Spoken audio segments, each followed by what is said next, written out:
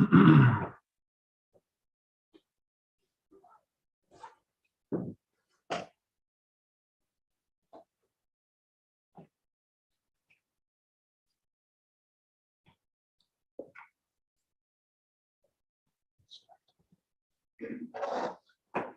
so welcome at the second talk of this session. It's still the morning talk. It's my pleasure to have Scoville from Collegeville, Pennsylvania, speaking about discrete Morse theory in depth and breadth. Thank you for the introduction. Thanks everyone for being here. It's very nice to be here. I especially want to thank Pavel and the other organizers for inviting me to speak. I was been to Poland before, and I'm very, very happy to be back here again.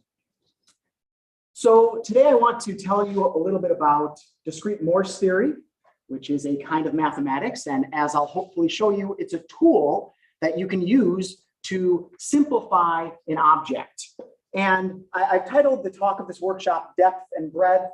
What I plan to do is go a little bit deep into some of the basics of discrete Morse theory, have us get our hands dirty a little bit. This will be a little bit different than your other workshops. I'm not going to have you do anything on your laptops. Rather, I'll have you work on some problems to, as I said, get your hands dirty and hopefully convince you that discrete Morse theory is something that doesn't take a whole lot of background to understand, that it's something that you can get the idea behind pretty easily and then be able to apply in the work that you may want to do later on. So kind of the game plan is the following. We'll spend maybe the first 90 minutes or so. We'll go deep into discrete Morse theory, and I'll show you the three different viewpoints of discrete Morse theory. Gradient vector fields, discrete Morse functions, and the Hasa diagrams. These are all going to be three different points of view to describe the same object. And of course, this is a really helpful idea in mathematics if you're able to describe the same thing from multiple viewpoints. Then I'll show you some of the classical results of discrete Morse theory. When I show you the definitions, these are some definitions that you can look at, but you won't really see the power of it until we look at the classical results and see how we can actually use this. And then at the end, maybe the last 30 minutes or so, I'll show you some different viewpoints that people have come up with discrete Morse theory, some different ways that people have used this, different problems that they've attacked. And I don't plan to go deep at all into that, but the idea would be that hopefully you can see something that you might say, this is something that I could maybe use in my work. And then you might have enough background to be able to read some of these papers. And of course, if you are working on something where you think discrete Morse theory might help, and I don't show you anything that you might seem to be able to apply, I'd certainly be happy to talk to you offline about that. I don't know every single paper that's been written, but I am able to work my way through the literature, and I'd be happy to help you. Okay, so that's kind of the game plan there. Everybody's coming from different backgrounds. Mathematically, I'll try to make it so that people who don't know too much topology will be able to understand what we're doing. Those of you who might know a little bit more topology, I ask you to bear with us. And finally, I'll also say, let me know if I'm speaking too fast. If you need me to slow down, repeat something, please feel free to interrupt. All right, so to get started then, this good? Yeah. So far, so good? All right. To get started, I want to tell you about gradient vector fields. What are these guys? So as I understand it, yesterday, you had a workshop on TDA, topological data analysis, and you learned a little bit about persistent homology and how if you're given a data set, you might want to use topological techniques to analyze that data set. And one thing that I heard that you learned about is the Rips complex. So if I think of these points as data points living in some space, I essentially take disks and I grow disks around those points in space. And when two disks intersect, I draw a line between them. When I get a little triangle, I fill that in. In this way, I'm associating a simplicial complex, a topological object, to this data set. And hopefully, studying the topology of this object can tell me something about my data. This is something that, as I understand, you were exposed to yesterday. Right? Good. So this is the object I want to study. Maybe I get this simplicial complex from a Rip other way. And I'd like to be able to, logically, I might want to know the homotopy. I might want to know the Betti numbers or the number of holes in this object, let's say, for those of you who haven't seen Betti numbers. I can see this is an object with 2 holes. So I'd like to find some way to maybe simplify this object. Again, I'm thinking computationally, I might like to implement something like this. How can I simplify this object? Well, what I want to do is I want to take a look at the dark green edge and the light green face up there.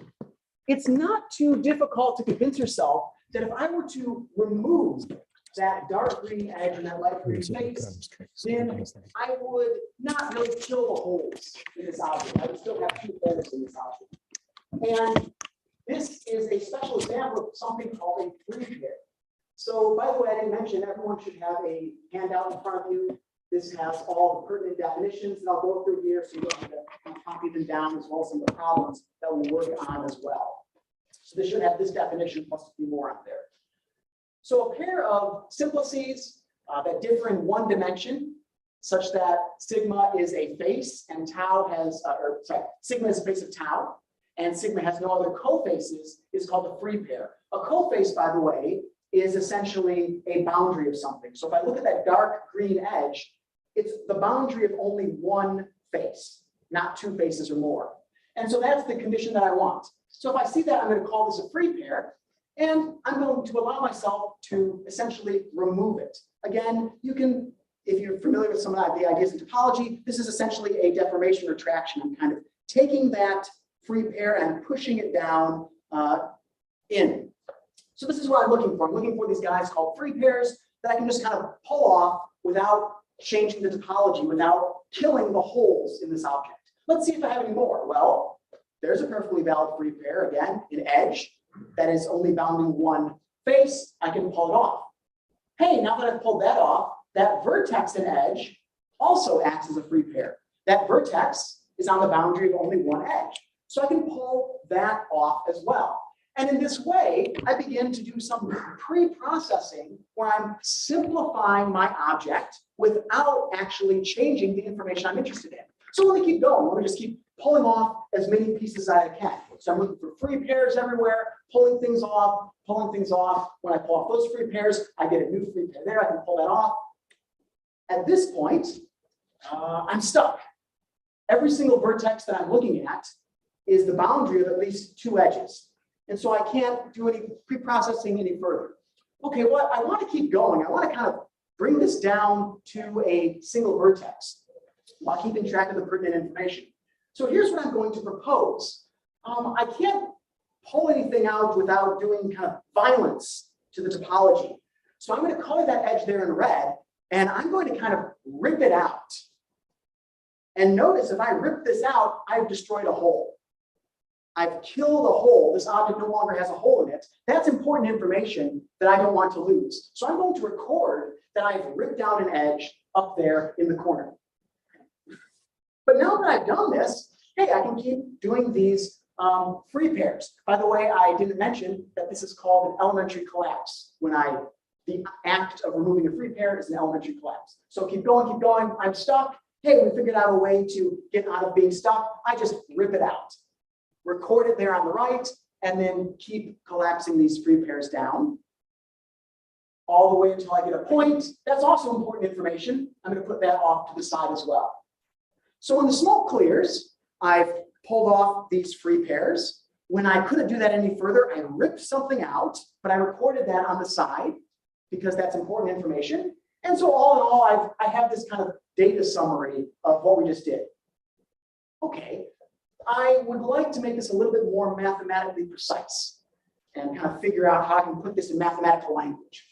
So that's what I'm going to do next. Take this idea and put it into some mathematical language here. So I'm going to make the following definitions. Suppose I have a simplicial complex.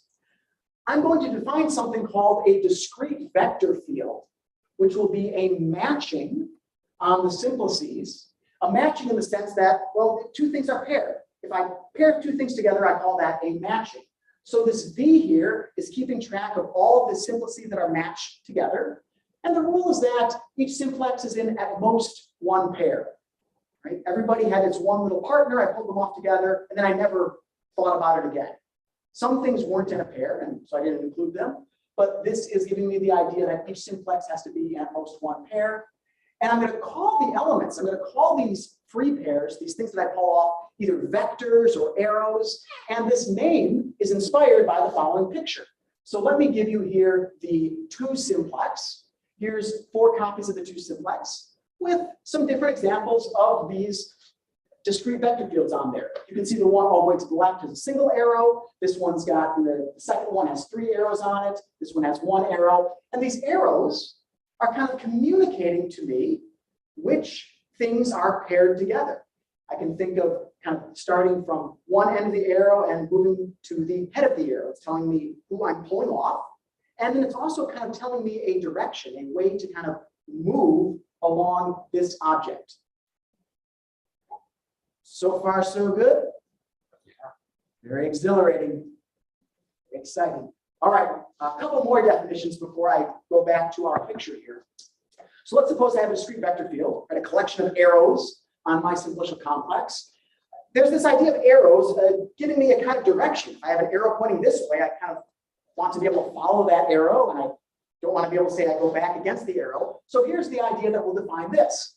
I'll define something called a V-path, which the definition is a little bit technical, but all I'm doing is I'm saying here's a way to follow the arrows. If you follow one arrow and you land somewhere and you see you can pick up on another arrow, well, you can follow that arrow. Okay, so that's all I'm doing, V-paths. I'm trying to follow these arrows. And I'm going to be interested in the particular case where I start at one arrow, I'm able to move all around, and somehow I come back to the same place that I started. That's actually going to be something special. We'll actually want to exclude that in a moment. So in fact, this idea of a closed V-path, it's something like this, right? I can start in a vertex, follow the arrows, I get right back to where I started. Very nice so far. Let's see how I can use this idea in our previous example. So what I said I want to do is actually exclude these V-paths, closed V-paths, exclude the idea that I can start at some place, move all the way around, and come back to the same place. I don't want that for kind of technical reasons. So if I have no closed V-paths, I'm going to call this a gradient vector field. So I've got discrete vector fields. They might have closed loops. Gradient vector fields don't have closed loops. And now with this idea, I can kind of take this simplicial complex that we saw earlier, and to the collapses that we did before, I can associate a gradient vector field. If we were to go back to this first slide and look at all the pairs that we pulled off, you would see that these arrows are kind of telling me those pairs that I'm pulling off. So what we were doing earlier, we didn't know it, was we were putting a gradient vector field on this simplicial complex. And there's a nice mathematical formulation of this idea that we just saw.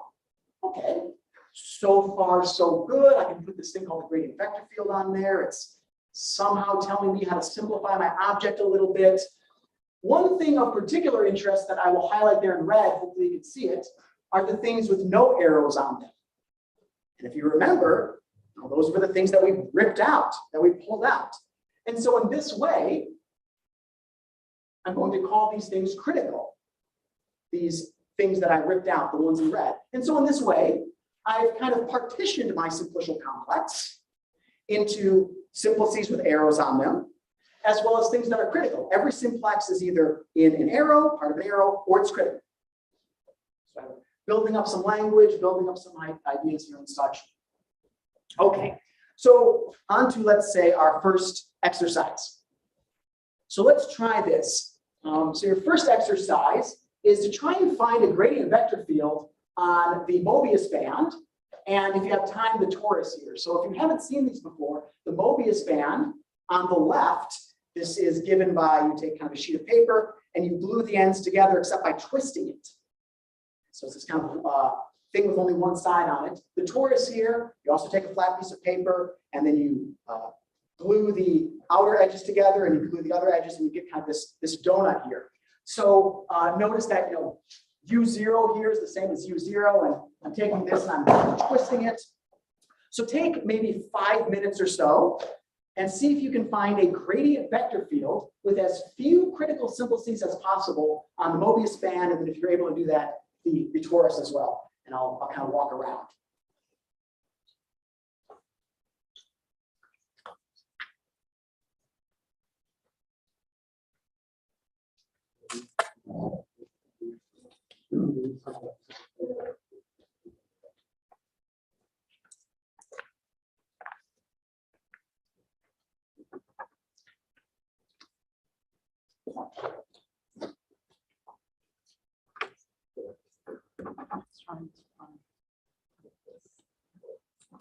So, the definition of discrete another condition of the I could just say everyone is critical. That would be one, right? Good, yeah, that's actually a late problem later. Good. So you got it already. But yeah, that's right.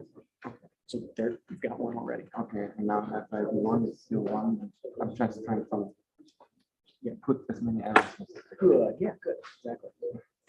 And we'll see why that was really helpful later on.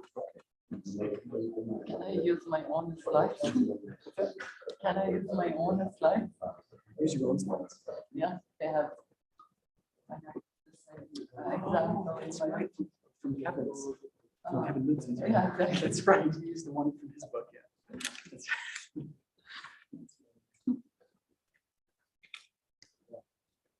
It has 4, which is optimal. Yeah, that's right. That's right.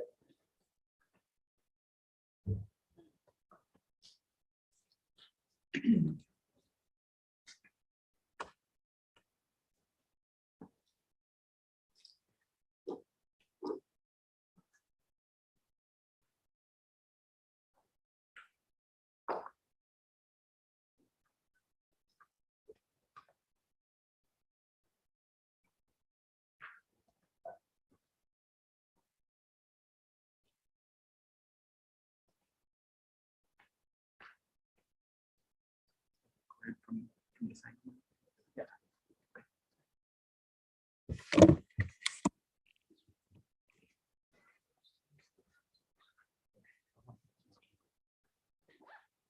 So they're not able to see the, so that's how they're able to see the slides.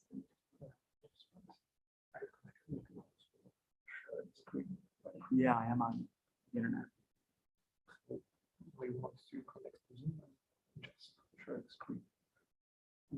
Sure, I can do that. Are you like where?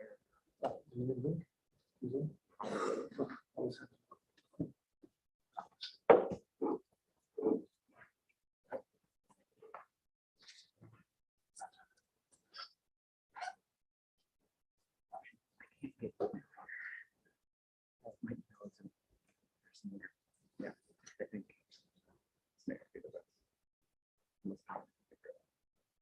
Yeah. Okay.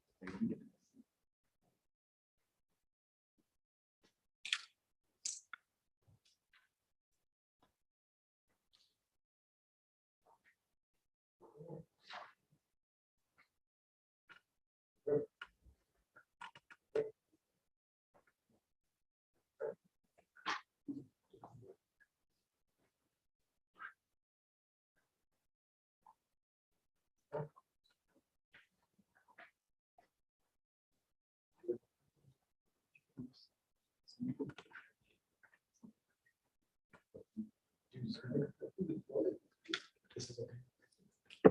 I'll double check. This is the, I know for this one. No, you know, I want you to show me. This is the one for Mobius 3. It's okay. And it's 2. Better? 2. You got it. So yeah. Probably. Yeah.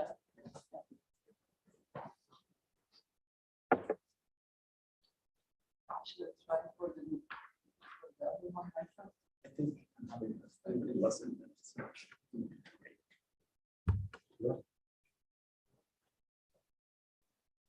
You got it?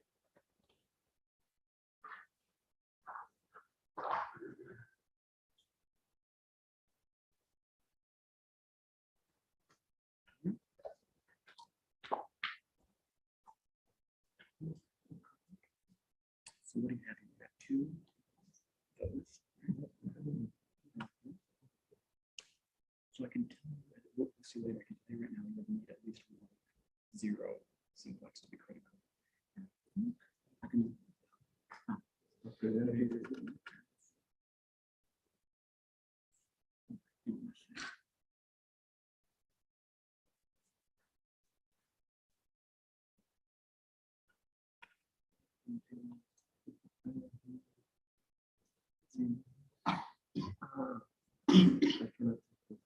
Good, nice, good, good. I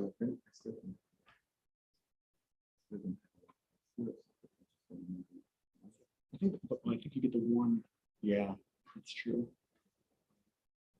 You might also have a closed loop somewhere. Let's see. Oh yeah, I think so. Let's see. There we go. I've got a loop going around. That's what's not again. Yeah, good. It's discrete.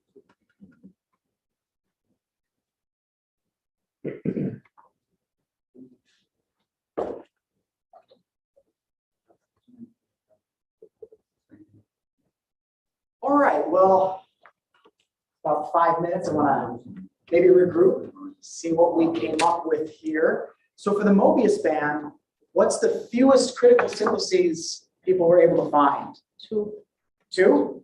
Anybody beat 2? Just found 2. Anybody get other ones? Maybe 3 or 4?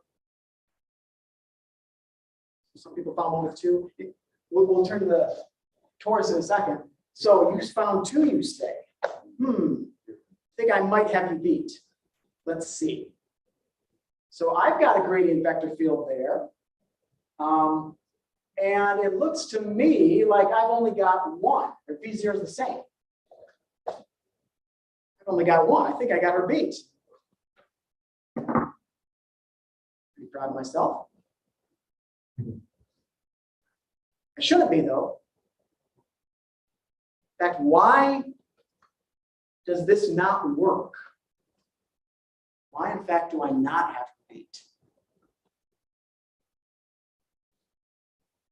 So this is a little subtle, but take a look at this V1.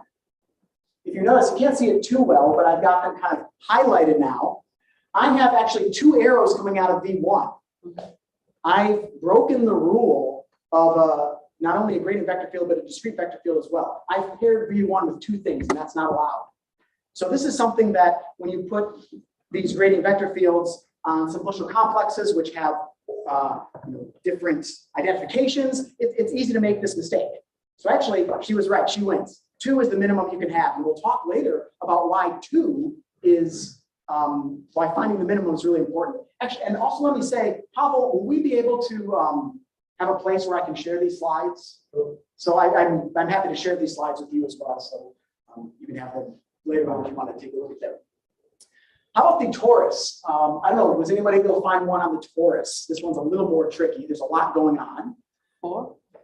You found one with 4. Yeah. I think I got you beat again. This guy's got none. Is it gradient? Probably not. So once again, I've got a collection of arrows here, but I might have some problems here. Can anyone see? Let's see. Where I may have broken the definition of being a gradient vector field. The last one, you have the cycle, directed cycle in the last one, and Also on top. let's see on the top exactly. Good. Also on the top, I really did a poor job on this. So once again, you can notice that up top there, this is actually a closed loop. It's a cycle. U0, U1, U2, U0. Whoops. It's not obvious from the picture, but this is what happens. Same for the bottom here as well. I can travel from edge to face, edge, face, edge, face, and I go back around. So that's illegal. This is something you want to look out for. And it does happen. It's pretty easy for it to happen, but I better fix that. So let me now tweak these. I'm going to take away some arrows that are problematic. And what I'm left with for the Mobius band are 2 critical simplices, as we heard before, a 1 simplex and a 0 simplex. And here I've got 4 critical simplices, 2 critical edges, a critical vertex, and a critical face. We will mention somewhat indirectly a little bit later that this is the minimum you can do, and trying to minimize the number of critical simplices is actually pretty helpful when it comes to some computations. And I'll hopefully give you an idea of how you can theoretically implement some stuff later on. Again, I'm not much of an expert in this stuff with implementation. Okay, so that's gradient vector fields. Next, I want to move on to discrete Morse functions, which are in some sense equivalent, or actually they might say a little bit more than gradient vector fields, but again, it's another point of view here for the same idea. So let's go back to this picture that we saw earlier.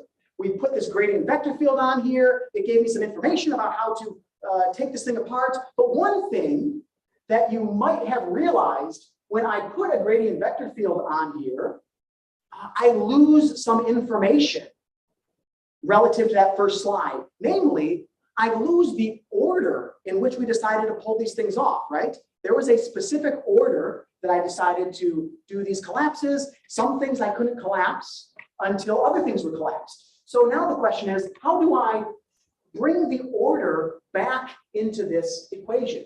Well, here's one thing I can do. If you remember, it was the face and the edge in the top right corner that we first plucked off. Let me replace the arrow with a couple of numbers. And I'm going to say 20 in this case. The actual numbers don't matter so much as the relations. So I'm going to say 20, 20. And what this will communicate to the reader is if 20 is the largest number, 20 is what I pluck off first, and these guys are paired. If I've got the same number, 20, 20, that means these guys are paired together. Those will be the only ones with the number 20, and that immediately communicates to the reader, these are plucked off together. So let me keep going and decrease the value. The next thing I'm going to pluck off is 1919. Okay, so first pluck off 2020, then 1919. They come in a pair and start descending. We pulled off this vertex and edge next. That's going to be 1818. And we keep going down to 1717, 1616, 15, 14, 14, et cetera, et cetera. At some point then, I run into my critical simplex. Right, my critical one edge. I've pulled off everything that has a number. Now I need to rip that edge out. And what I'll do is I'll give it its own unique number, 11. This is going to be the only simplex with the number 11. And once again, that immediately tells the reader that this is critical. So you can tell just by a quick glance at this function who the pairs are and who's critical and the order that you're plucking things off. So critical things get their own special value. Non-critical things get a value, share a value, and I'll keep going. 10, 10, 9, 9, 8, 8, 7, 7, all the way down. And I made it so that I ended 0. The fact that I ended 0 doesn't really matter. 0 is a nice place to end. The fact that these are integers, that doesn't really matter either. It's nice to work with integers, but you can use negative numbers and fractions and rational numbers, whatever you want, irrational numbers. So now I want to give a definition to what we just did. Hopefully you'll see that this definition reflects this idea, this framework that we said is going on with this numbering. So I want to define something called a discrete Morse function.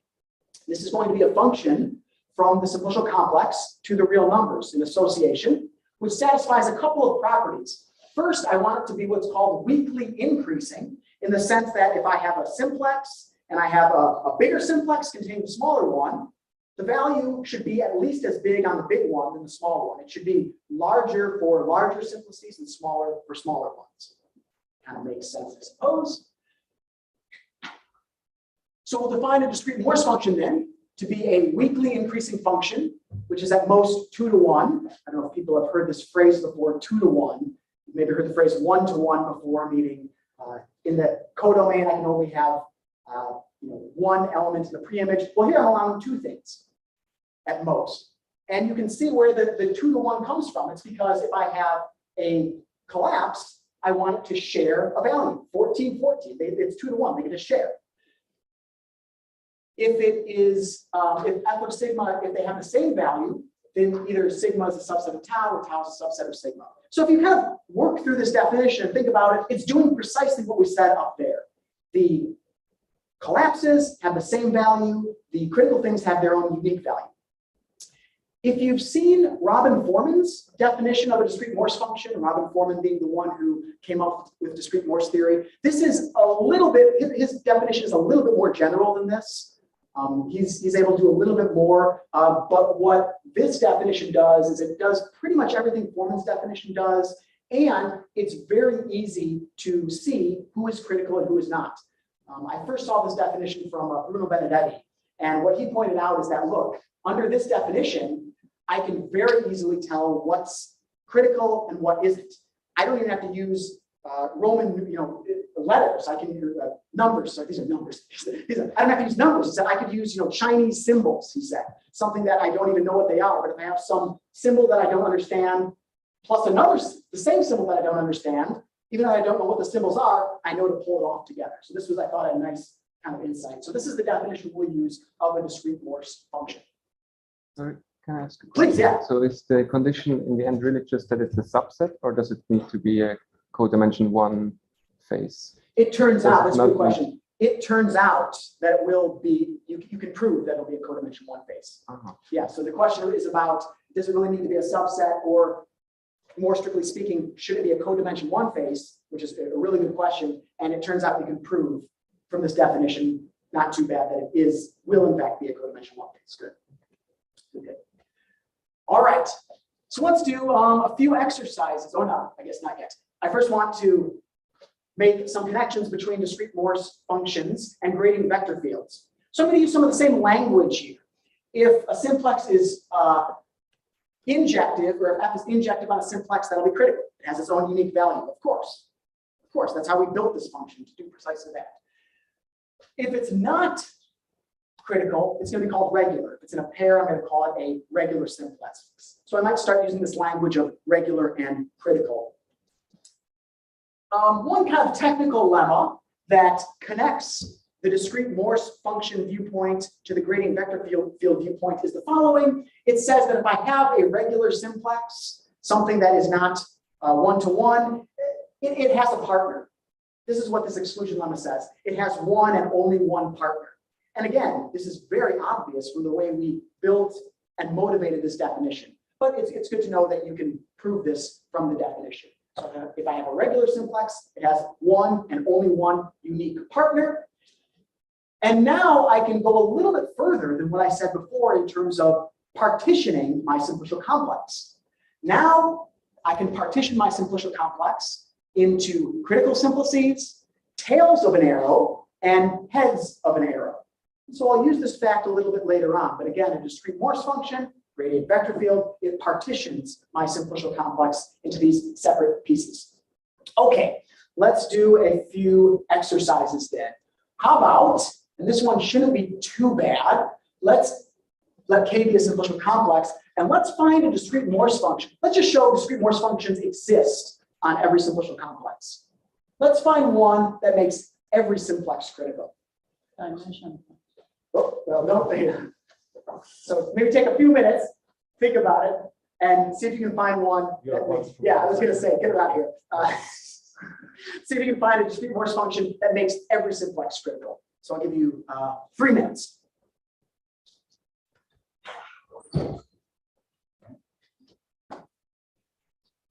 So under this definition, that won't quite work Okay. because it has to be one-to-one Uh-huh. on everything. So you just have to tweak that just a little I bit. see. Okay. Sneaky, sneaky. Yeah, yeah.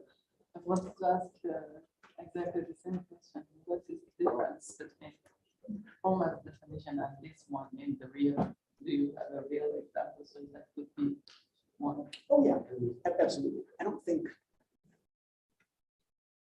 Yeah. Yeah, I mean, there's all kinds of examples. Substantively, though, I don't think there really is much of any of that difference. Yeah.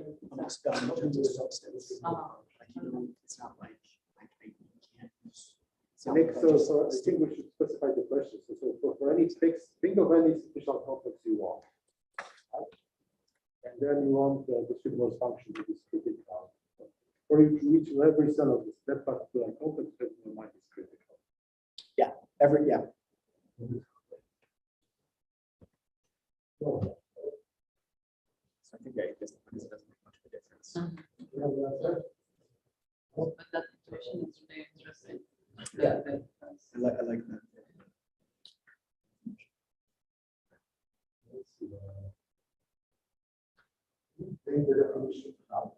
So it should be written. Yeah. So I've got all the definitions and a little bit more on that handout, so you can look back at it. Yeah. It kind of follows along with the order.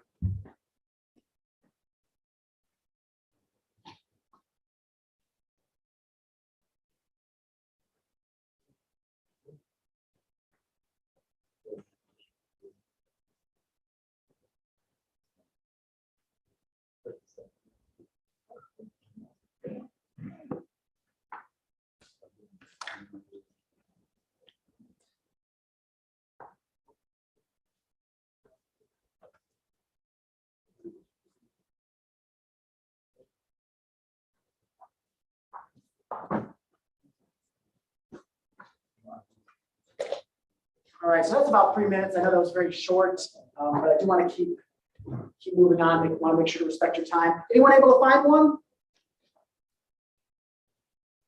What do you got, Julian? Because I consider the zero simplices, I choose my favorite order on them and just start with zero, start counting them, and I go to the one simplices, conserves, and so on. So basically, it's kind of the same as the dimension function. I just need to make it injective somehow. So Good. Yeah. Exactly. Yeah. So if you missed that or want to see it sort of visually, what Julian mentioned there is the following: start with any simplicial complex and begin labeling your zero simplices in some order: 0, 1, 2, 3, 4, 5, 6, 7, 8. Now move up to the one simplices: 9, 10, 11, 12. In this way, everybody is getting their own number. Nobody's got a partner. Everything's unique and everything is critical. All the two simplices get their own value as I move up. Then if I had three simplices, I would keep going. So this is not a very interesting function, but it at least shows us that we can put a discrete Morse function on everything or on any simplicial complex. And again, the name of the game later on will be to try and have as few critical simplices as possible. So again, the idea here being just start with the zero simplices, start counting, start with the one simplices, start counting. Nobody's got a partner, everybody's unique, and everybody is critical here.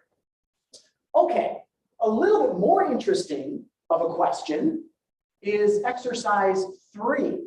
Let us now try to maybe go kind of the opposite direction. Let's prove that every discrete Morse function has at least one critical zero simplex.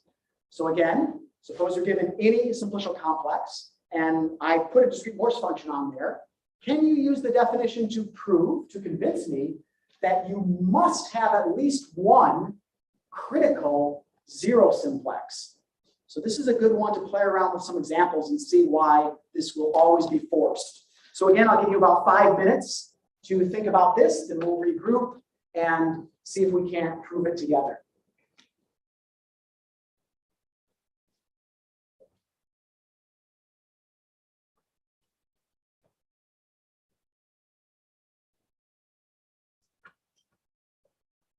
Again, any definitions you need should be on that sheet, that handout.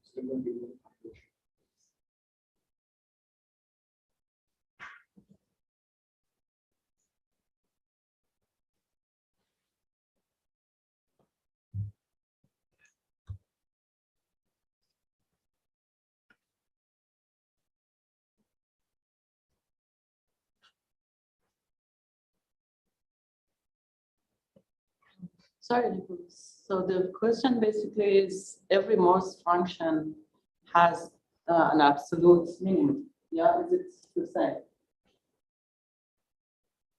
Not quite. So you could have, so I could have an absolute minimum, but maybe it's, So maybe it's critical. critical. Maybe it's critical. So I think the question cannot be prove this.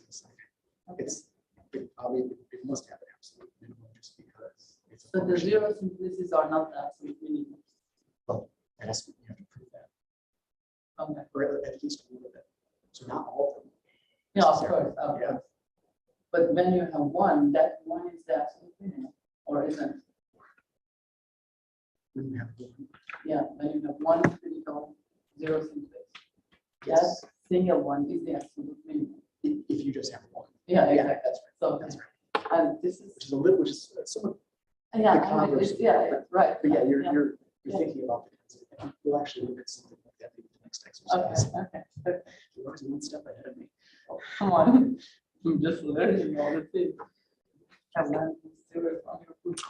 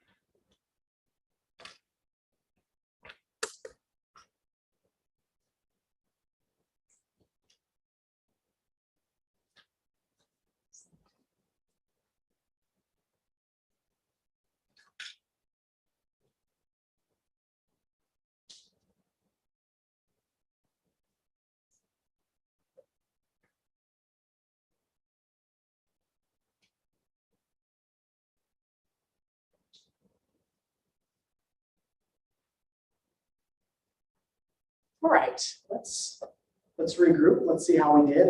I don't, of course, by the way, I don't expect people to be able to complete all these exercises in 5 minutes. That's not very reasonable, but I think it is helpful just to spend a few minutes, if nothing else, thinking hard and deeply about this, and then kind of talking it over and seeing how this works. So let's see. Every discrete Morse function has a critical zero simplex. Any thoughts on how to go about this? Yeah, back there. So maybe we can take just the smallest value on the function and suppose that it's assigned to another age. Because in the vertices will have a smaller value of the Morse function. So if it's assigned to an age, then it's not critical. It means that the value on the edge is smaller than the value of the other on the other vertices of that edge, which is not true for the definition. What's your name? Donald? Donald? Donald. Donald. Donald. Donald. Like Trump. Like Donald Trump. Donald Trump. Trump. oh, like Trump. I was hoping it was like duck. That's much more innocuous. Okay, so Donald. Thank you, Donald. That was perfect. In fact, Donald, I am pretty sure saw my next slides here. So he described precisely how we want to prove this. So if you didn't hear what Donald said, it was the following. First, I'm going to look at the minimum value. This is a function that takes on a simplicial complex. It's a finite thing, so it attains a minimum. There is some minimum, I'll call it A, and it has to be attained on some simplex sigma. And since f is weakly increasing, this must happen on either a vertex or an edge, as Donald said. So I do have to make sure that it doesn't happen on an edge. But let's suppose that I do get this minimum value on an edge, A. Okay, well, what that means is since it's weakly increasing, it must share this value with a vertex. That's okay. Maybe they share it. Well, what about the other vertex? It can be at most 2 to 1. The edge has to have a value greater than the vertex. So that means that this one must have a minus 1 or a minus 2 or some value smaller than the smallest, which is a contradiction. So every discrete Morse function will have at least one critical zero simplex. And so if you're trying to find a discrete Morse function on something and you don't see a critical zero simplex, you know you must have made some mistake there. All right, well, every discrete Morse function has at least one critical zero simplex. Let's see now what kinds of, let's kind of look at the other direction. Let's suppose I hand you something that is what's called collapsible. What I want to do now is show that this has at most one critical zero simplex, or exactly one critical zero simplex. So if I didn't mention it before, this is written on your sheet, that a complex is collapsible if I can find a sequence, an ordered sequence of these collapses, pulling things off, pulling things off, pulling things off, all the way down to a point. So that first simplicial complex we saw, it was not collapsible because I got stuck. But suppose I hand you something where I say, look, there's a way you can do this. I give you an ordering where you can pull things off, and you end up at a vertex. Can you find a recipe to put a discrete Morse function on that thing that has only one critical zero simplex? And this is a fun one and very implementable, I think. I think you'll see when we go through this proof, it's very concrete in terms of how you construct this. So I'll give you 5 minutes here to try this out, and then we will regroup.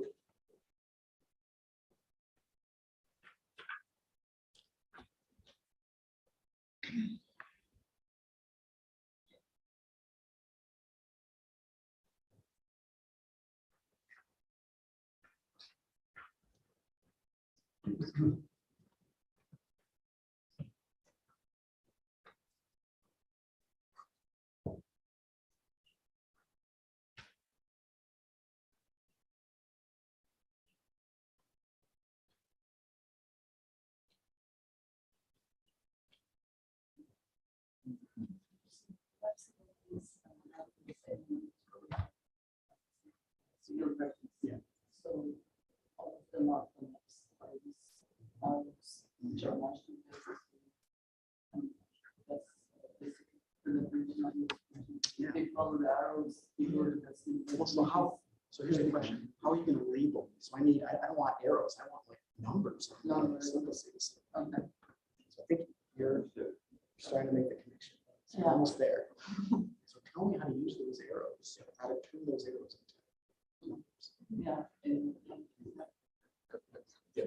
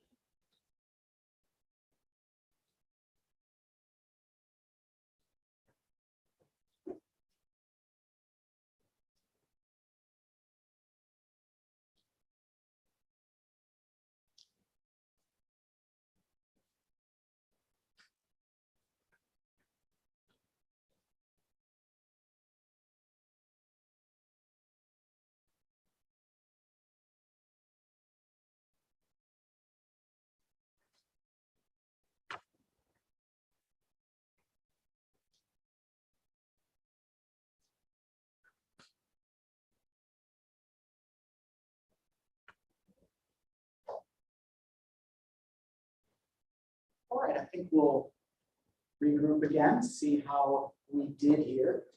So this is a nice illustration, I think, of where you're starting to see some of the things that discrete Morse theory can do for us. And again, I hope you'll see that when we show how to do this, you can see kind of how you might implement this, again, if you're writing some sort of program or something like this. So let's do the following. I'm going to put a simplicial complex up here. I'm going to put a copy of it on the right. And if it's collapsible, that means, well, I can find a sequence of collapses where I pull things off, pull things off, pull things off down to a point. Well, if you're thinking about what we did in the first slides where we introduced a discrete Morse function, what we did was we essentially said I can replace each of the arrows with a pair of numbers. And that's essentially what we want to do here. If that is the first collapse I'm going to pull off, I'm going to associate that on the right with the numbers 11, 11. If the next thing you pull off is the pair on the left, I'm going to associate the numbers 10, 10 there. And I will keep going just like we did in that first slide on discrete Morse functions. That's what you do next? Okay, label that 9, 9. What are you going to do next? Oh, you're going to pull that guy off? Then I'll label that 8, 8. And you keep going in this way. Whenever someone pulls something off, I decide to label it with one less value here. And I'm just kind of mimicking what this person on the left is doing. I've got my move on the right there. And then when the smoke clears, I've got a single vertex, which I'm going to label the 0. Again, I've done this so that the numbers kind of work out nicely and edit 0, but that's certainly not necessary. But you can see how this is pretty implementable. It's fairly concrete in some sense. Now, of course, what one would need to do is actually prove that when the smoke clears, this is a discrete Morse function, right? So I can give kind of an algorithm to say what to do, but then I would need to prove that this is a discrete Morse function, and that shouldn't be too bad. Again, we built this definition to do precisely this. So these discrete Morse functions are in some sense generalizing things that are collapsible. It's somehow telling me, if I have only one critical zero simplex, that I have not really interesting topology here. So we're starting to see that there's some interesting information that these things might be able to tell us. And we'll hopefully get to some more powerful results in a little bit. But the next thing I want to do is turn to the Hasa diagram and these acyclic matchings. And what I think this will do for us here, especially this being a group of people who are interested in computational mathematics, is it will show how I will actually, well, at least give me the first step in how I will store this in terms of like a data structure, if I actually want to implement this. Because simplicial complexes, these aren't, well, I'm not really sure how I might store something like that. But I think with this Hasa diagram approach, you might see a little bit better how you might store this data. So on the left, we have the discrete vector field approach. Then in the middle now, we saw you can take any discrete vector field and change, or sorry, gradient vector field, and change it into a discrete Morse function. Now I want to show you a third point of view. Again, one which gives you the same kind of information as the previous two. So I'll make a copy of my simplicial complex here. And what I'm going to do is I will label each of the vertices. And I'm going to have a vertex to represent each edge. And I guess I'll have a vertex to represent each vertex. I'll have a vertex to represent the face there. And I'm going to build something called a Hasa diagram. Each vertex I will take and put down here on a row. Each of the vertices representing an edge, I will put down there in its own row. Each vertex representing a face, I'm going to put there in its own row, etc. So now I've got each of the simplices being represented by a vertex. I will label all of these guys here. And I'm going to make some connections between the vertices by the rule that if a vertex is a subcomplex of another one, I'm going to draw an arrow to it. So V2 is a subcomplex of V1, V2. I'm going to draw an arrow to that. V2 is contained in V0, V2. I'm going to draw an edge to that. And I'll do that for all the zero simplices, all the things that they are contained in. Then I'll do that for all the two simplices, or sorry, the one simplices into the two simplices. And this way, I've associated to my simplicial complex something called the Hasa diagram, which is essentially a visual, if you've seen the idea before, poset representation of my simplicial complex. This is a partially ordered set if you've seen this idea before. Okay, so this is how I can represent my simplicial complex. Hopefully you can see this is the kind of data that I might be able to store in a computer if I want to do some stuff with it. Now what I want to do is think about how to transfer the discrete Morse function information from the two viewpoints upstairs down to the Hasa diagram. Seems like a pretty reasonable thing to do here. So let's see. If I look at my gradient vector field there up on the left, let me take that arrow there and turn it green. That is an arrow from V1 to V1, V0. And so what I can do is I can color in the edge there, V1, V1, V0. If I've got the arrow up there, that is just as easily represented with a green arrow edge there. I have matched V1, V0, V1. If you've seen this idea before about matching in graph theory, I've matched those. Let's keep going with this. Let's see, I've got that green arrow, V2, V2, V0. Where's V2, V2, V0? Down there. Let me color that guy in. Oh, good. What else do I have? V2, V1, V0, V1, V2. Let me color that guy in. And when I do that, what I end up with here is a matching on the Hasa diagram. A matching in the sense that every vertex has at most one green edge coming out of it. No vertex has two green edges coming out of it. That would mean it's doubly matched. So this looks pretty good. If I have a discrete Morse function, I can transfer the information onto my Hasa diagram by putting a matching on the edges. Nice, okay. So this raises the kind of converse question. Suppose I hand you a Hasa diagram. Could I just put a matching on it? And that would correspond to a gradient vector field upstairs. Upstairs corresponds to something nice downstairs. Does something downstairs correspond to something nice upstairs? And that's my next question for you. Let's let K be a simplicial complex and draw the Hasa diagram. Suppose I put a matching on the Hasa diagram. I'm able to associate maybe, let's say, green edges to the edges in the Hasa diagram. No vertex has more than one green edge coming out of it. If I transfer that data upstairs to a gradient vector field, well, that's the question. Do I get a gradient vector field? Do I get a discrete Morse function upstairs? So again, 5 minutes or so, try this out. The examples you'll want to look at do not have to be very large. They can be pretty small to figure out the answer to this question. So I'll give you 5 minutes to work on this one as well. You don't put any direction on the X. What are you talking about? Just matching. I'm not just matching. The acyclic function is first one. That's what we're going to find out. Yeah, okay. But at first, it just seems like just Matching matching. I mean, you want to try and give the simplest Mm. explanation possible, right?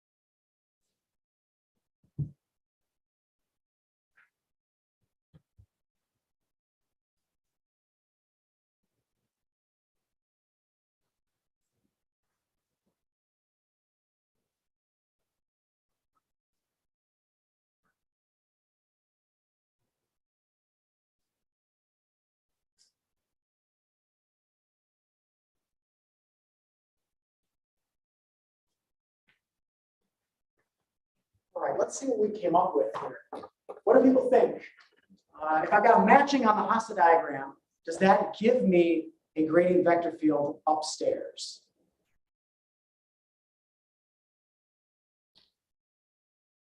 So in the Hasse diagram, every vertex should be matched with one edge at most. At most one edge, yeah. So it's not the case.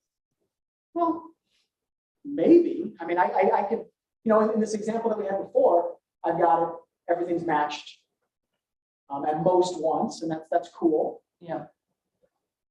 Let's see. So maybe my question may have not been totally clear. Let me show you what I mean here. If I were to put a matching on the Hasa diagram and then turn those into arrows, does that correspond to a discrete Morse function? Let me show you an example of what I have in mind here. So let's take just the boundary of this 2 simplex here. Let me draw the Hasa diagram there. And the idea is put a matching on this thing on the right.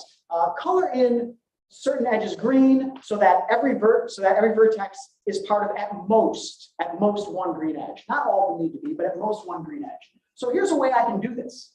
Let me color in those edges green. This is a legitimate matching on this Hasa diagram. Every vertex is in at most one matching, one green set. In fact, every vertex is. Hey, that's pretty cool. But let me now try to transfer this data onto my simplicial complex. Because the idea is when the smoke clears, this should be communicating to me a discrete Morse function, a gradient vector field. And if I do this, let's see. Look what we get. We actually end up getting a closed loop. V2 is paired with V1, V2. So I draw that arrow. V1 is paired with V0, V1. I draw that arrow. I've gone in a cycle. So this seemed like a good idea at first. Just put a matching on the Hasa diagram and you'll get a discrete Morse function. Not quite. So this doesn't quite work out. I need to add a little bit more hypotheses on this matching in order for this to work. So let's see if we can't figure out what the problem is. So here's what I'm going to suggest. Let me take the unmatched edges and draw a downward arrow on them. We'll see if this works. Let me take the matched edges and draw an upward arrow on them. If I add these little decorations, can you point out something in the Hasa diagram that may signal to me something that's problematic? Yeah, I've got a directed cycle in the sense that if I follow the unmatched arrow down, follow a matched arrow up, down, up, I end up being back at the same spot. So let's see if we can start it at V0 and just follow this down, back up, and I have ended back at the same spot. And if you transfer this data over to your simplicial complex, you'll see that's precisely catching a closed loop there. So this is what I want to avoid.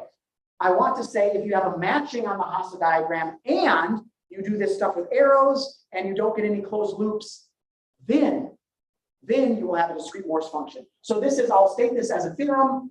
This is not too bad to prove, but that if you have a discrete vector field, so if I allow myself to have closed loops, then it will actually be, in fact, a gradient vector field. I'll have no closed V paths if and only if I have no directed cycles. So I've kind of taken this result that I illustrated in the previous slide and put it in this kind of formal language. But this guarantees that the proper way to check if a matching on the Hasa diagram is in fact a discrete Morse function is to do this stuff with the acyclic arrows and such. All right. Well, these are the 3 viewpoints of discrete Morse theory, that at least the way I like to think about it. Gradient vector fields, discrete Morse functions, acyclic matchings on the Hasa diagram. I suppose this last bit of stuff, acyclic matchings on the Hasa diagrams, this has given us some way to maybe implement this practically on a computer, but at this point, we haven't really done too much. I've given you some hints about what this stuff can do, but right now I've introduced some definitions, said I can think of this definition this way, but how can I use this stuff? What might be helpful about discrete Morse theory in order to tell me something about an object I'm interested in? So if you're not really sure, that's correct. We're about to get to that now. So let me share with you some of the classical results in discrete Morse theory and try to illustrate them for you. Yeah, please. Can I? Oh, yes. Thank you. So, is every matching in this Hasa diagram corresponds to a combinatorial vector field and vice versa? Yeah, if by combinatorial vector field, do you mean like a discrete vector field? Yeah, discrete. Yes, absolutely. That's right. And is it? I mean, is it interesting to find the optimality of the critical simplices of the discrete vector field by understanding what is the optimal matching in this Hasa diagram, or it is which one is more easier to go? Which way is easier to go for getting the optimality? Good. So the question is, which, I've been hinting at the idea that you want to minimize the number of critical simplices. Yeah, exactly. And so the question was, which is going to be easier, the Hasa diagram approach or the gradient vector field approach or the discrete Morse function approach? And the answer is, it really depends on your context and what you're looking at and the way the object or objects you're interested in are described to you. How am I communicating these things to you that you want to study? So it really just depends. Certainly, practically, I think it's going to be the Hasa diagram approach. As I understand it, this is a nice object for CS people to work with. These like graphs. Yeah, exactly. And such. Yeah. Thank you. Yeah. Anything else so far? Before we get into some of the meat of this. All right. So with that, let me show you some classical results and how we can use them to learn something about these topological objects. So first, I want to share with you what's called the weak discrete Morse inequalities. And yes, it implies there are something called the strong discrete Morse inequalities, which we won't go over. But they say the following. If I give you a simplicial complex of dimension n, and I put a discrete Morse function on it, or a gradient vector field, however you like, and I count the number of critical simplices in each dimension, well, then the number of critical simplices in each dimension bounds from above the Betti numbers, or if you're not familiar with Betti numbers, the number of holes in each dimension. So that if you have 5 critical 1 simplices, you can have at most 5 holes in your object. If you have 13 critical 87 simplices, well, then you can have at most 13 87-dimensional holes in your object. So this immediately gives you a nice bound on the number of holes, or the Betti numbers. The second part of the discrete Morse inequalities gives us an interesting relationship between the alternating sum of the critical simplices, number of critical simplices, and the Euler characteristic. So some of you may have seen the Euler characteristic before. This is defined as the alternating sum of the number of simplices, the number of vertices, minus the number of edges, plus the number of faces, minus the number of 3 faces, plus the number of 4 faces, etc. This is also the alternating sum of the Betti numbers, if you've seen that before as well. So the second part is making some interesting connections. The first part will illustrate in a little bit. This is probably the more helpful one, but what I want to do just before that is ask you to see if you can prove this second part of the discrete Morse inequalities. This seems like a crazy kind of out there result, but actually it's a really nice counting argument. So take a few minutes to see if you can prove the second part of the discrete Morse inequalities. And in fact, let me write down, if you haven't seen it before, the Euler characteristic.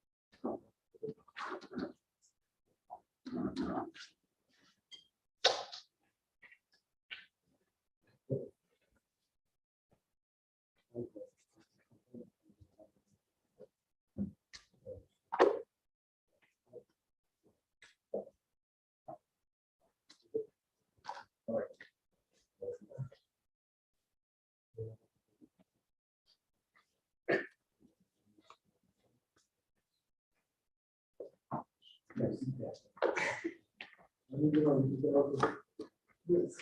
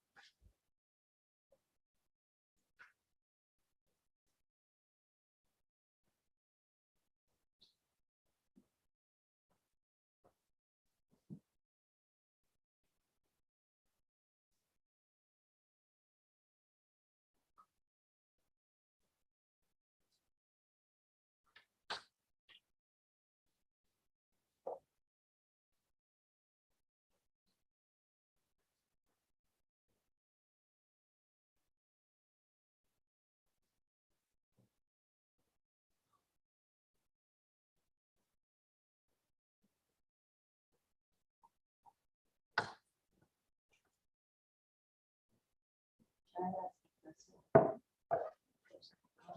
Then we can define these functions as the critical points.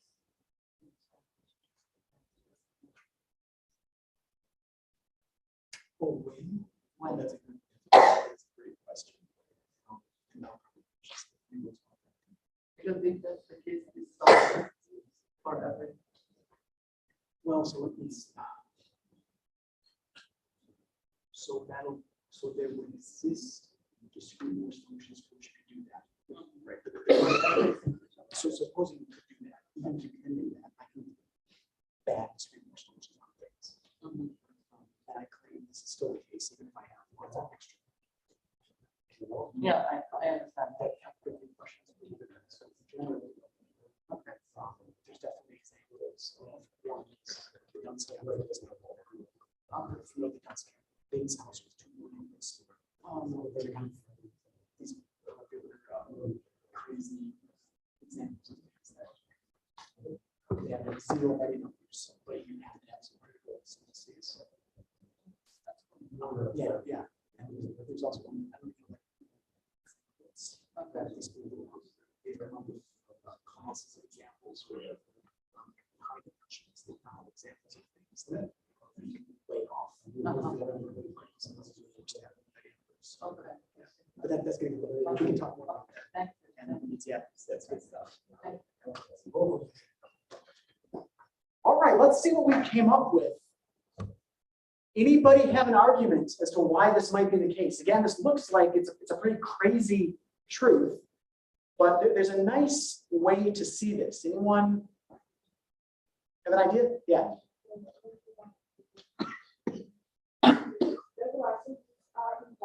Yes. Great, thank you. What's your name? Magda. Oh, Magdalena. Yes. That's right. Oh, or is it Maja? Actually, is that a form of it? Magdalena, Maja? No. Maja. Maja. No, that's one of the. Is that one of the Polish ways to say it? Am I right?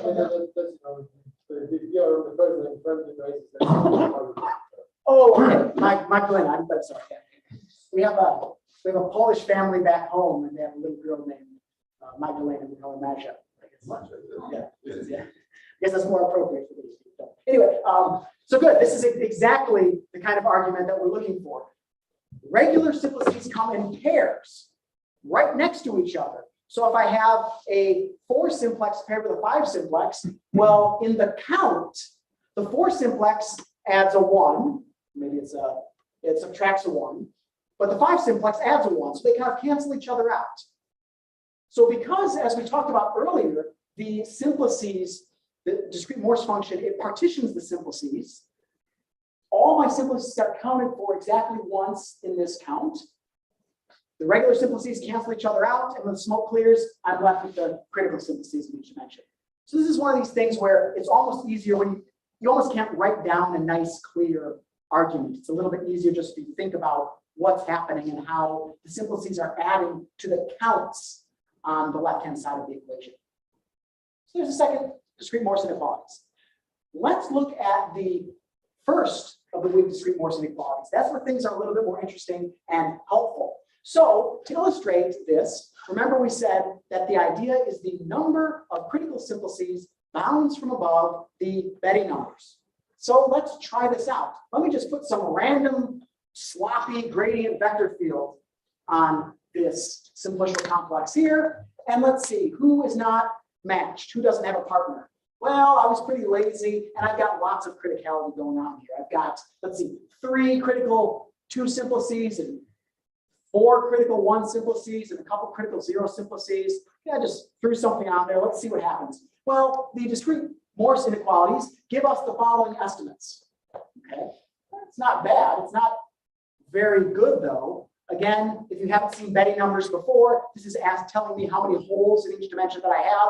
I can pretty clearly see that I have one one-dimensional hole and 1 0-dimensional hole, being the fact that I've got something, no 2-dimensional holes. So this isn't very good, this estimate. It's not bad, but it's not very good. Well, that's because I didn't put a very good gradient vector field on this. Let me try again. Let me try and put a little bit of a better gradient vector field on here. Okay, so if I'm a little bit more careful, I try and match everything up that I can. When the smoke clears, I get exactly 1 critical 0 simplex and 1 critical 1 simplex. And now, this is looking a lot better. We know that the Betti numbers in this case are given by the numbers on the left, and I get equality here on the nose. And so many times, for many examples, many of the kinds of examples you might want, this finding a discrete Morse function as best you can, what's called optimal, will in fact produce the same as the Betti numbers. There are examples, though, where you do not get exact equality, where you are always forced to get strict inequality. The Dunce cap, for example, if you've seen a triangulation of the Dunce cap, this has Betti numbers 0 everywhere except dimension 1, but you are forced to have some criticality on the Dunce cap. So if you have some of these simplicial complexes that are kind of weird and you triangulate them in a weird way, you sometimes are forced to get criticality that does not correspond to holes. But a lot of the times you get pretty good estimates, if not exact numbers here. So this is a really nice way that you can estimate Betti numbers quickly. If I can just throw a discrete Morse function on there, I get some estimates for the Betti numbers. And the better I do, the fewer critical simplices I have, the better my estimate's going to be.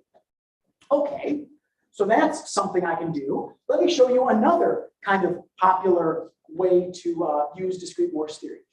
If you've seen Morse theory before, the one that was due to Marston Morse, popularized by John Milner, the one from the 1930s and onward, one way you like to think about that is in terms of a height function or level sets. Part of the idea, if you've ever studied any book on Morse theory, you've seen this picture of a torus and this height function. It's a law. It's a law that you have to put that torus in a book on discrete Morse, on Morse theory. Well, we have a similar way to view discrete Morse functions.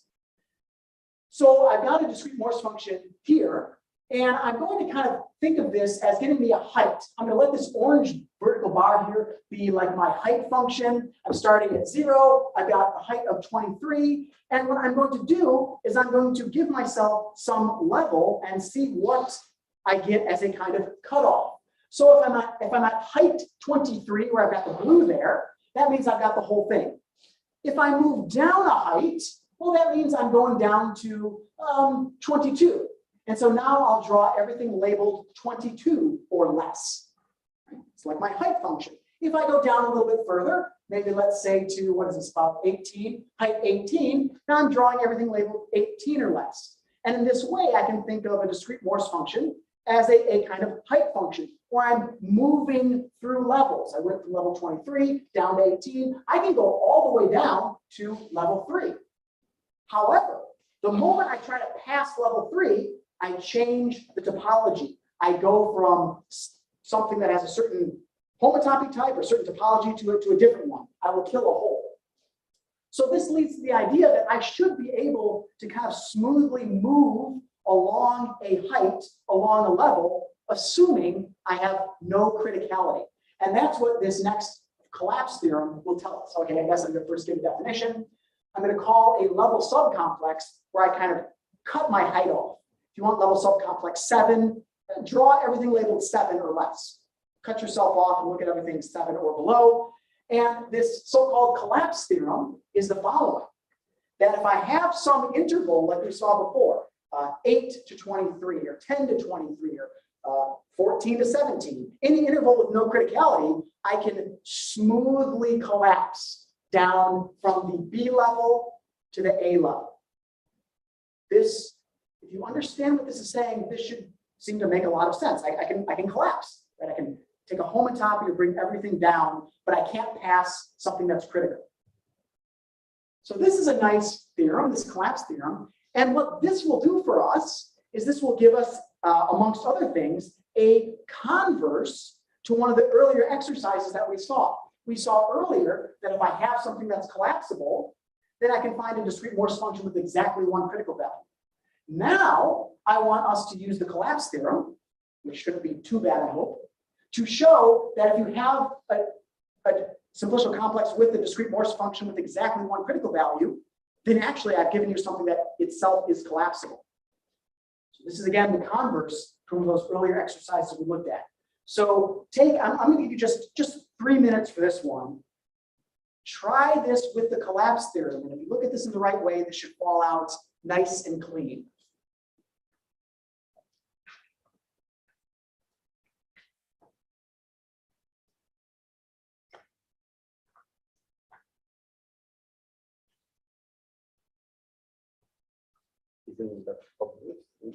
Oh, maybe. Depends what you mean by that. It's a good kind of illustration of making sure you get the definitions and theorems and you see it. And then yeah, it is. Changing the sublevel of the content.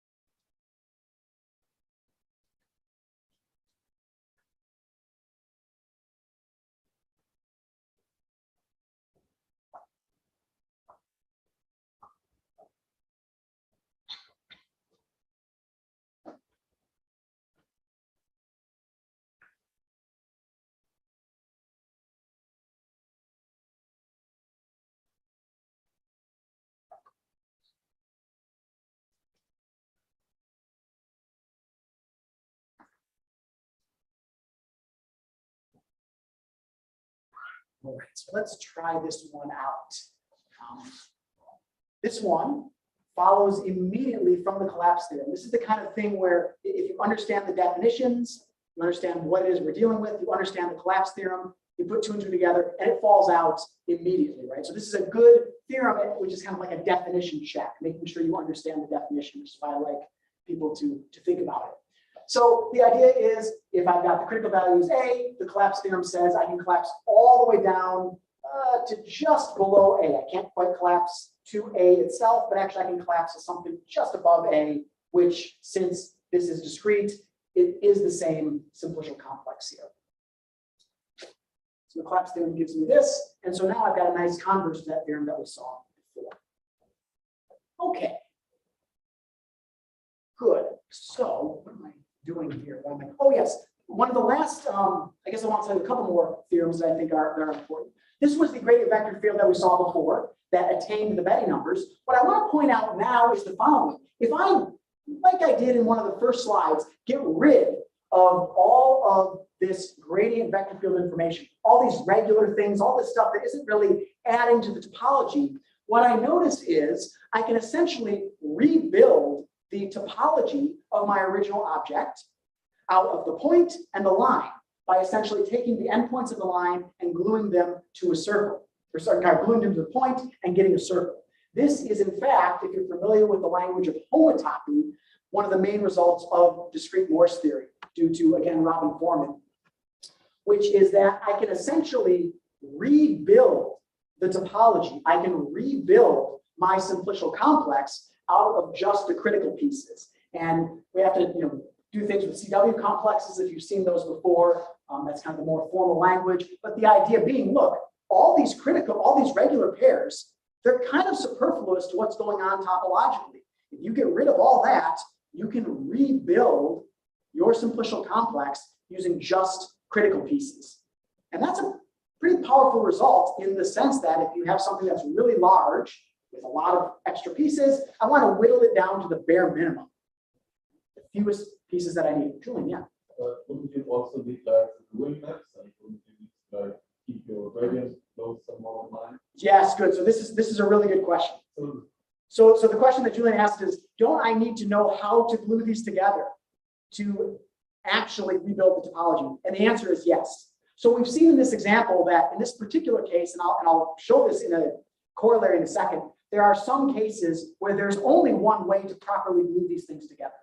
However, in general, I hand you, 5 edges and 6 vertices and 72 two faces, and I guess it's not 3 two faces or whatever. There's lots of ways you can glue them together. And so there are some results. In particular, Vidyananda has this paper on, and his co-authors on discrete Morse theory in the classifying space, where they're actually able to talk about the sort of how you glue these things together in general. But this one just tells me it's possible. I don't know exactly how to do it. It's possible. We're mathematicians. It exists. How much time do we have? Maybe I have time to tell a joke.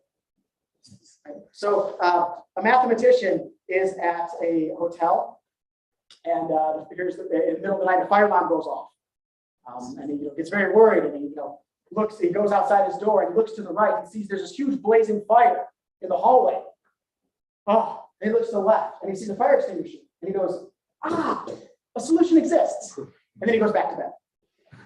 This is how mathematicians work. Anyway, so that's the main theorem of discrete Morse theory. I can now circle back to this original example, and I can rebuild this homotopy type in this very special case. Again, as Julian kind of pointed out, I can rebuild the topology of this using only these 3 pieces. I essentially have something with 2 holes in it, and there's only one way to glue a point and 2 lines together properly in a CW complex kind of way, which is the following: essentially a point glued together with those 2 lines there. So the special case where I can know the homotopy type, the precise topology on the nose, is the following. It's when I have 1 critical 0 simplex, maybe a bunch of critical simplices in dimension P, maybe R of them, and nothing else anywhere. So I've got a critical 0 simplex here, a bunch of stuff in 1 dimension, and then zeros every place else. This will tell me that what I'm looking at is, in fact, the technical phrase is homotopy equivalent to a p-fold wedge of R spheres. So I can take a bunch of spheres of dimension R and glue them together in a single point. If you've seen this before, great. If you haven't, don't worry about it. The idea is that this is a pretty powerful kind of corollary. I have this as an exercise. Maybe let me skip this. This one's a little bit more technical, but maybe I'll talk through this. You can essentially use this result to compute the homotopy type of what's called the K-skeleton of the N simplex. So I have this N simplex, maybe a 45-dimensional simplex, and I want to compute the 13 skeleton. That means all the simplices dimension 13. But what's the topology of that? How does that work? There's a really nice discrete Morse theory argument, which I'll go through very briefly here. It's the following. So let me illustrate this with the three simplex, and let me take the one skeleton here. So inside the three simplex, I'm just going to take kind of the wireframe of this, and my discrete Morse function is essentially going to be given by these arrows. Pick a particular vertex, point everything to that one vertex. Everybody goes to that vertex. So if you hand me V7, I'm going to pair it with V0, V7. You hand me VI, Vj, Vk, I'm going to pair it with V0, Vi, Vj, Vk. So there's this, I don't expect you to follow these details, but there is this recipe where you can make a nice discrete Morse function, kind of a general way by picking a particular vertex, pairing it with everybody. When the smoke clears, who's critical? Who's left over? Well, it's the things there in red, where if I try to tack a V0 onto it, it's not there. V3, V2, V0. There's no such thing as V3, V2, V0. So it doesn't get a partner. It's left alone. I get 3 critical edges. This gives me the homotopy type of the 3-fold wedge of circles. And in general, I get this result. So if you've seen this before, or if you're familiar with this kind of thing, I'd be happy to talk with you offline about this, but this is a really nice little result. Okay, one other thing before I get into the depth, hopefully I'll have enough time to go through this. This is one of the most powerful, I think, applications of discrete Morse theory, which is computing homology on the nose, computing the Betti numbers. We talked about how we can estimate them. There's a really nice way to actually compute them. So let me give you my torus here that we saw earlier. If you're familiar with homology, again, this idea being, how do I put this data into a computer and have it count the number of holes? You have to make it do a lot of matrix computations. So as I understand it, you'll get a 27 by 18 matrix and a 9 by 27 matrix with a bunch of values in them, and then you have to reduce them. You have to do like row echelon form stuff. And as I understand it, this is about cubic time, I believe, and the size of the matrix. So CS people are interested in being able to maybe reduce large matrix computations. So if I want to find the number of holes, I have to do things with large matrices. Well, here's where discrete Morse theory can be very helpful. Let me put that discrete Morse function that we found earlier on that torus. And what this result says is that I can actually build a chain complex, build vector spaces out of just the critical simplices. Again, this result that we saw earlier says that all you need is the critical simplex information. So I can reduce a 27 by 18 matrix to a 2 by 1 matrix. I reduce the 9 by 27 matrix to a 1 by 2 matrix. That's pretty nice. How do I compute what I'm supposed to put in these matrices? How do I compute the entries of these matrices? So I get a dimension of a matrix for each critical simplex. The way this is going to work is I'm going to start at a critical simplex, go on the boundary, some boundary piece, and see if I can find my way following one of these gradient paths to a critical simplex of 1 dimension less. So let me try to do that. And by the way, I'm going to work mod 2, integer coefficients mod 2. This is going to make computation much easier. So 0 is equal to 2. Let me start with the critical 2 simplex. And I'm going to go along the boundary. You can see there, I'm going to come along the other side of the boundary, U0, U4. I'm going to follow these arrows. Follow these arrows. You see I'm highlighting them. And I found a path to that critical 1 simplex. So I found one path from a boundary of that 2 critical simplex to the 1 critical simplex by kind of looping around. Actually, there's a second way to do it. Namely, I'm standing in the 2 simplex. Hey, you're right there. I'm there. I can either kind of walk all the way around to get there, or I can just take one step and I'm there. So the point is there's two directed paths from that critical 2 simplex to that 1 simplex. And so in my matrix, I can just stick a 0 in there. I'm just counting paths. Let me count paths from the 2 simplex to the other 1 simplex. Okay. This way, I will do a similar kind of path. I'm going to go U0, U4, and then I'm going to start moving up. So I'll move up, following these arrows. I'd like to make my way to the critical U2, U0. And you can see if I move to the right, I will get there as well. So there's one path to get there. Let's see, we're almost there. Great. All right. And then there's a second path, which is, what's the second path there? It is, there's some second path there. It's not coming to me at the moment, but there is a second path there. So there's two paths to get to that. What's that? It's going off. It's one of them goes directly to the edge and the other one goes off.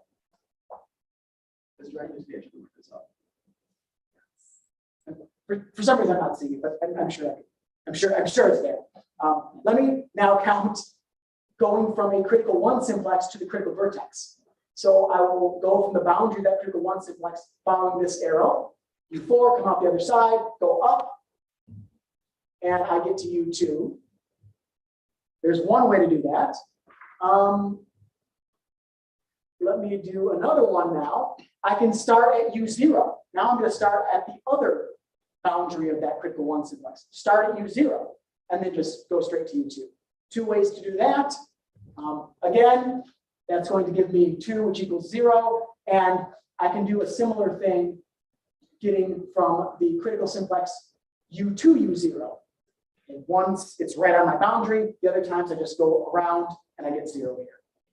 So the point is, you can compute homology on the nose by putting a discrete Morse function on there, counting paths to get from one critical thing to another, and you have greatly reduced the computation that you have to do here. And so if you're familiar with the homology of a torus, this is precisely what it is, right? I get something in dimension 2, a couple things in dimension 1, and one thing in dimension 0. Okay, so I have about 15 minutes left, I think. Is that right?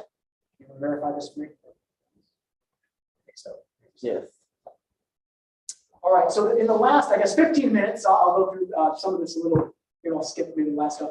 I want to give you an idea of some other things, some other ways that people have used discrete Morse theory to solve certain kinds of problems. Again, my hope here is that you might see something that you can apply to a problem you're working on, or it might give you an idea, well, maybe discrete Morse theory could do this for me. And again, I would be happy to talk with you offline about how this might help you do whatever it is that you do. So first I want to discuss something called discrete stratified Morse theory. This is due to Kevin Knudsen from the University of Florida and Bei Wang from University of Utah. And this does the following. The idea here is I can put, well, one way to motivate this is I can put any labeling on a simplicial complex.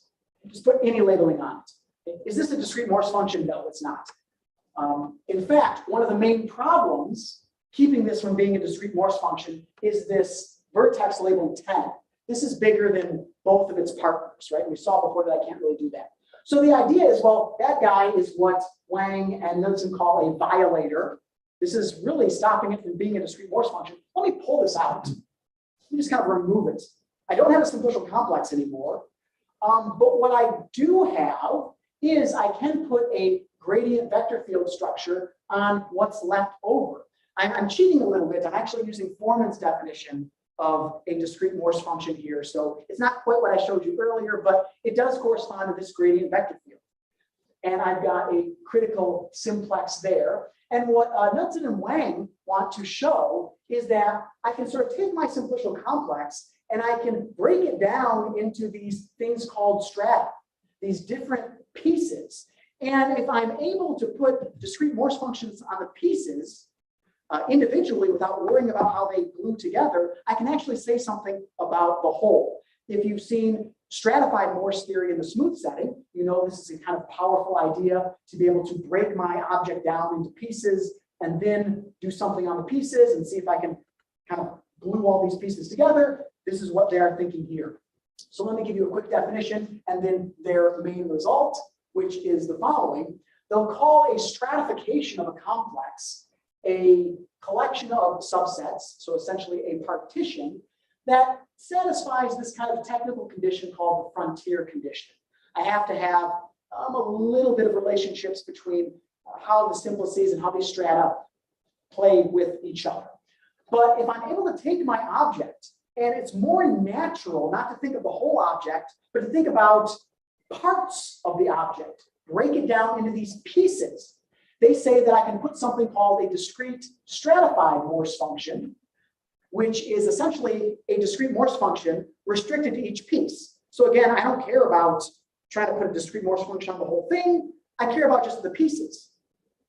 Okay, well, what they're able to prove is essentially I can rebuild this homotopy type, this topology, by the critical simplices in each piece. So this is similar to the result that we saw before that Julian pointed out, well, I can't always rebuild the homotopy type on the nose, and same thing here. I don't know exactly how to glue them together, but this does give me a way to, again, if my complex is more naturally broken up into these pieces, to work with each piece and then sort of patch all these pieces together.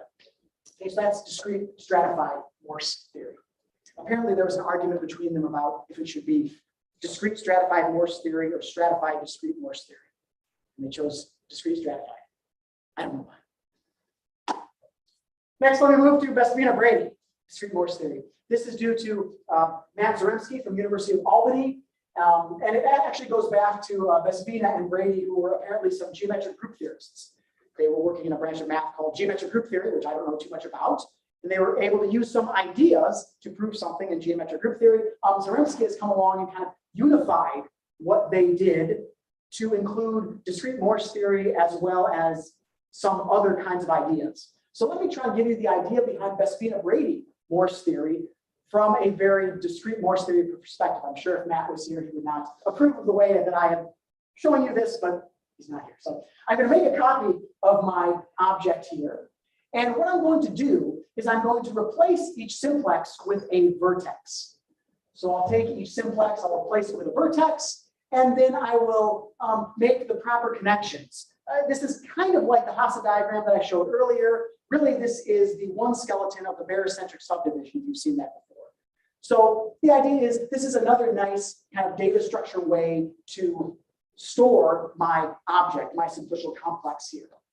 So each simplex is represented by a vertex, and I've got edges to all of these simplices that it's connected with. Okay, I can put a discrete Morse function here on the left, and I can transfer that same discrete Morse function here to this showing here on the right. Okay, so far so good. And what I want to do is use the discrete Morse function to build this object in stages, but keeping track of how I am doing the gluings at each stage.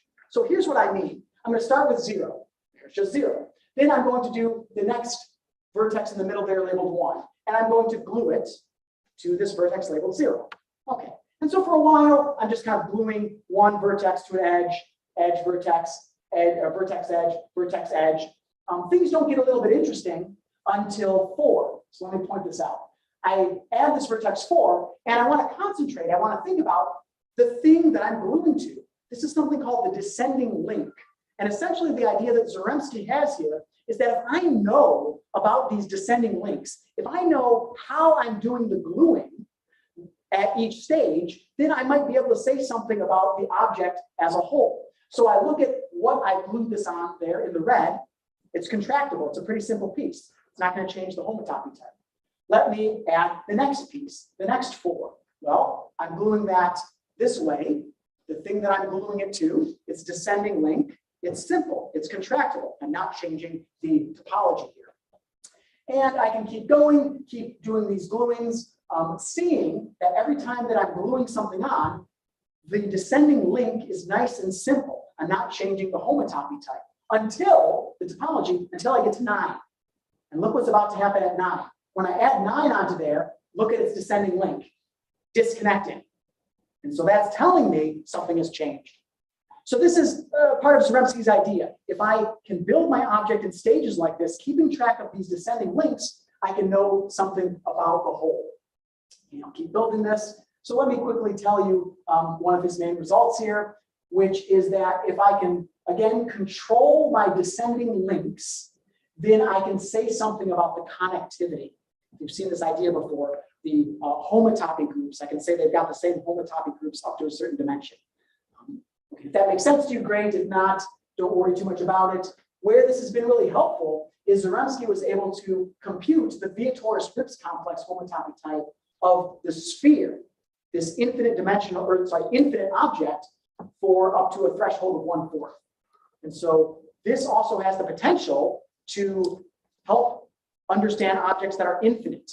Before we were saying I'm looking at finite objects, this can help me with infinite objects. Okay, so this is Bestvina-Brady. Maybe in my last 5 minutes, I'll just go over this last example, and then we'll call it a day. So let me just do this one last example because I really like this a lot. This is to find an explicit generator for my homology groups. We saw earlier that I can compute the Betti numbers. I can compute the homology by flowing along these arrows and doing some counting. But just because I know I've got B2 equal to 7, what generates it? What brings this up? This is a result that's due to Dmitry Kozlov, which is the following. If I put a discrete Morse function on here, and this is going to be have a hollow inside and not filled in on the inside, those dotted arrows represent things in the back. I can see that I've got 2 critical simplices, and I know from before that its homology in dimension 2 is Z2. It's got one 2-dimensional hole. But what generates it? What's the generator of this thing in dimension 2? Well, Kozlov says you can do the following. And again, even if you don't quite understand this, this is very implementable. This is something that you could write down an algorithm for and implement in code. So this is very nice. He says, first of all, take the Hasa diagram of this. We talked about the Hasa diagram before. So there's my Hasa diagram of this. Put the matching on here. Right? So I'm going to every arrow thing that's matched there, I've got right here. And then he says, draw an upward arrow on just the dimension you're interested in. I'm just interested in dimension 2. I don't care about dimension 1 and 0 down there. You draw an up arrow there. I'm going to draw a down arrow on the edges that are going into a vertex that has an up arrow coming into them. So I'm going to draw a down arrow on AD, going down into AD, because it has the up arrow going to ACD, but I'm not going to draw a down arrow into CD, because there's no blue arrow going up. So far, so good. I just have this algorithm where I'm drawing these arrows. Then I'm going to get rid of this bottom information. I'm going to kind of collapse the black arrows and essentially turn this picture into a digraph, a directed graph. This is what he wants to do. I got my discrete Morse function, my simplicial complex, my Hasa diagram, associate to that a directed graph. And he says that you can then partition your vertices into these levels where level 0 are sinks. I end there. Level 1, I'm 1 away from a sink maximum. Level 2, I'm 2 maximum away from a sink. Level 3, I'm 3 steps away from a sink maximum. This is apparently a well-defined notion in graph theory. I partition these guys into levels. And then Kozlov defines what he calls the closure map, which starts on sinks. The closure map of something in a sink is itself. The closure map on something in level 1 is itself plus the thing I flowed to in the sink. The closure map on level 2 is itself plus the next thing that I flowed to. So he's got this recursive definition of something called the closure map. It's not too bad to define. I ultimately want to define it on this critical simplex BD. It's itself plus the 2 directions I can flow to, the closure map defined recursively. And Kozlov was able to prove that the closure map on something critical is precisely what I'm looking for, this homology generator. So I can compute this closure map on the homology on this element, and I get exactly an explicit formula for this homology cycle there. So I think this is a really nice result. Gives a discrete Morse theory way to find something like this. Again, this might be a little bit in the weeds, but this is something that's pretty implementable and I think very helpful. So there's a couple things that I'm going to skip over that I can talk about with you if you're interested. But I guess just in the interest of time, it's cluster lemma, all sorts of fun stuff. Blah, blah, blah, things and things. Here's some references to many of the papers that this stuff comes from.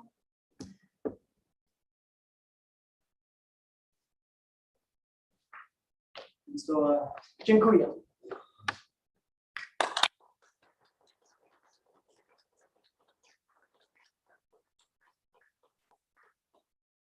So much with any questions?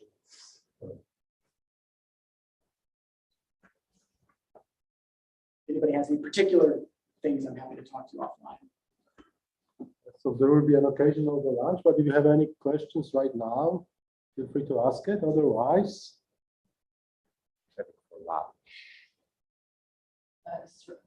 Stratified Morse theory is also a Morse, and is it the reason that they make discrete as the stratified Morse theory? Yeah, that's a good question. So the question was discrete stratified Morse theory inspired by stratified Morse theory in the smooth case? And the answer is yes. Just like looking at the floor homology, Yeah. this is exactly what they've done. As I understand it, it's very powerful. And so we're trying to find, they only came up with this a couple of years ago, so we're still trying to find uses for it, but yeah, I think it has a lot of potential. Okay, and what are the real advantages of this? Not finding the Morse function on the whole setting, but Yeah, I making think- it to pieces, that's the main thing? I think so. Just the ability to be able to break it down into some pieces, if maybe the object you're looking at naturally falls into different parts. That's sort of the way I like to think of it now. I think we haven't quite found like a really powerful application yet. Okay, Something that we couldn't do otherwise, but I think it's got a lot of potential. thank you. Further questions? Not, let's thank Nick again.